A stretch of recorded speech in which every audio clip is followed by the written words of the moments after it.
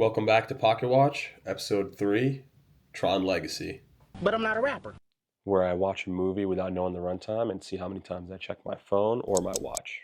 Definitely like, subscribe, and follow me at Indian Jones on Letterboxd for more movie updates.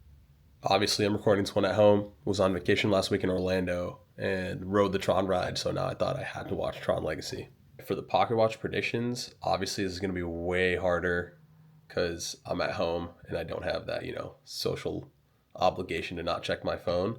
But I'm predicting a runtime of an hour 50, and I think I'm going to check my phone 3 times just because I'm at home. I feel like in the theater it could have been one, but at home I think it's going to be 3 Pocket Watch checks. Let's see how it goes.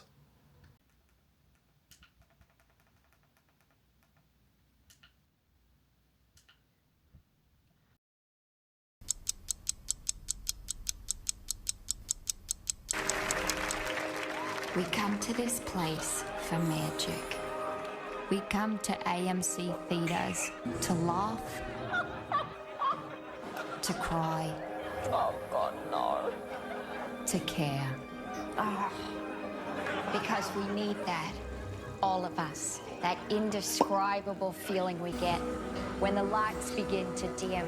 Oh, I can't describe it. And we go to places we've never been before. Not just entertained, but somehow reborn. Together. Dazzling images on a huge silver screen. Dang. Honestly, this movie was a lot of fun. It had its problems, but it was still pretty fun. Nothing beats Jeff Bridges fighting Jeff Bridges on a bridge. There's never enough Jeff Bridges on a screen. Tony Stark was able to build this in a cave! I'm not gonna lie, I kind of wish I watched this movie before riding the ride at Magic Kingdom. But let's get to the Pocket Watch checks. I guess this movie would be an hour 50 minutes. It ended up being 2 hours 5 minutes, I think. It definitely would have been better if it was what I predicted. I thought it went on about 15 minutes too long. Kind of disappointing, but I checked my phone 3 times during this movie. Once 56 minutes in when he meets his real dad off grid, and then I checked again 20 minutes later. I thought it was dragging a significant amount and I could only make it 20 minutes. And then finally I checked at the hour 50 mark, I think, which was my original prediction of how long the movie was going to be. I got to that point and I was just kind of wondering how much longer there was left, honestly.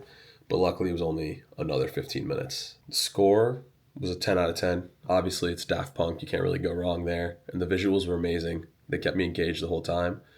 But I think the most surprising thing was Cillian Murphy randomly showing up for 5 minutes at the beginning of the movie. I don't even think he's credited for this movie. One of my main issues with this movie was the pacing, which you can tell when I checked my phone for the time. The first hour really flew by, but the second hour was a real drag.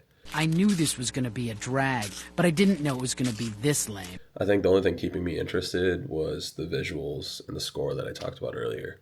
But other than that, the only other issues I had were with the acting and the screenplay. I think the acting could have been a little bit forgiven with how good the visuals were, but the screenplay in the middle, it just really took me out of it. I was struggling to decide between giving this a 3 and a 3.5, but when I thought about it, I would way rather watch a movie that tries pushing the boundaries on more than one front like this did than something playing it safe, especially considering it's a Disney movie.